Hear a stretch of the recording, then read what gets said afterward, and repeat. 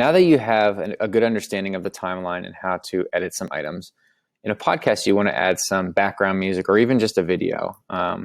So what we can do is we can go to the audio tab, and there's a bunch of, you can see it says free music.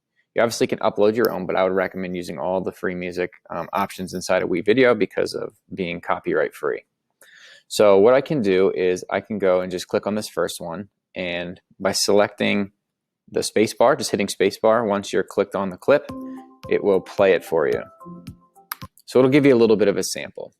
However, when I look down right now, I have a video track and 2 audio tracks. If you notice, my 2 audio tracks are already taken up by my recording that I split and added in the last video.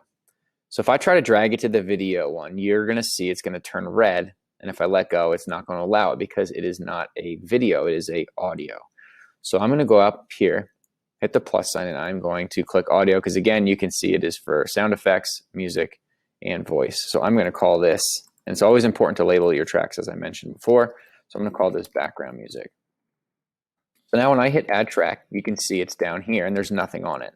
So now what I can do is I can drag this audio track, and you can see now it's green instead of red. If I drop it here, if I hit play, you're going to hear that quick recording where I said this is a sample for a podcast. You're also going to hear the music. So let's take a listen quick. This is a sample recording for WeVideo podcast. And then you can see the recording of my voice stops, but the music keeps going. And as you notice, it's a long clip, so it's going to keep going.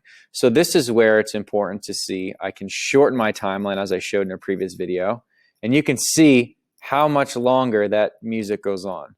So what I can do is I'm going to bring this in pretty close, and then I can spread out my timeline again, and you can see I'm pretty close. But what I can do is I can click on this background track.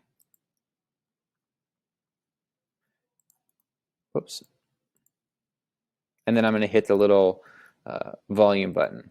So you can see I have the option to fade in and fade out, and as well as you can determine the seconds that it's fading in and fading out. So I'm going to say fade in for 1 second and fade out for 3 seconds.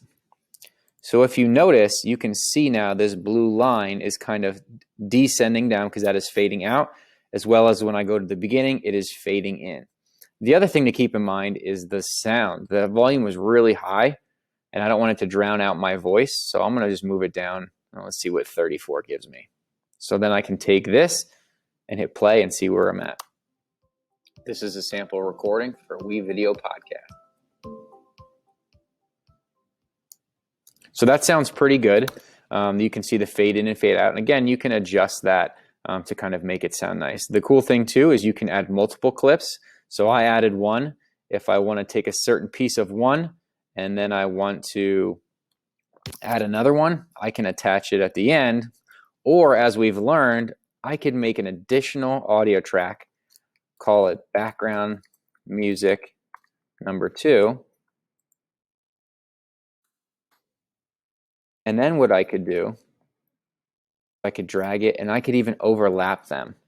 So this is a way to really customize and kind of get creative with how your podcast or your video is going to sound.